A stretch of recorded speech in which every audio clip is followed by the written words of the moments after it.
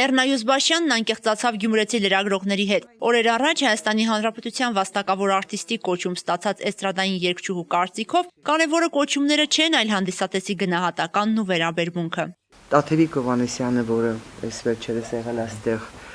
կոչում չունի, իմ սիրելի ինգերույն, իմ սիրելի Էլվինա Մակարյանը, որ գնաց եւ կոչում չունեցավ, եւ շատերը կան, որ առանց կոչումի ապրում են եւ սիրված են ժողովրդի կողմից։ 33 տարի առաջ էլ Գյումրիում համերգ է տվել ճիշտ նույն պատասխանատվությամբ, ինչ այժմ։ Անկախ փորձառությունից յուրաքանչյուր բեմելից առաջ երգչուհին առանձնանում է ու հոգեբանորեն տրամադրվում։ Նույն զգացողություն, նույն վախ, նույն հուզմունք։ Ես սպասում եմ, որ լավ համերգ պետք է լինի առաջնահերթին։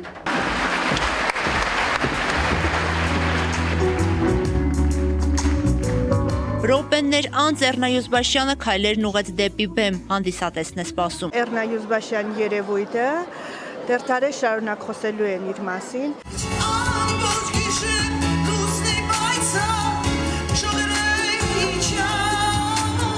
Այս տարի Էռնայուս Բաշյանը տոնում է իր բեմական գործունեության 35-ամյակը։ Հայաստանյան շրջագայության ընթացքում կազմակերպված համերգաշարի ինֆորմացիոն հովանավորը Pan Armenian Media Group-ն է։ Կոնստանտին Օրբելյան, Ռոբերտ Ամիրխանյան, Արթուր Գրիգորյան, Խաչատուր Ավետիսյան ռետրո երգացանկով ու նորովի մատուցմամբ երեկոյի ընթացքում հնչեցին ճանաչված ստեղծագործություններ, բայց ծրագրեր էլ շատ կան։ Շուտով նոր երգեր ու նոր նախագծեր կլինեն։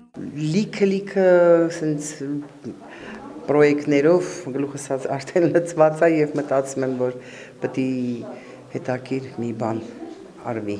Երգչուհին խոստացավ առաջին իսկ հնարավորության դեպքում Գյումրիում նորից համերգ տալ։ Նազելի Էլբագյան, Արթուր Մարգարյան, ժամը լրատվական։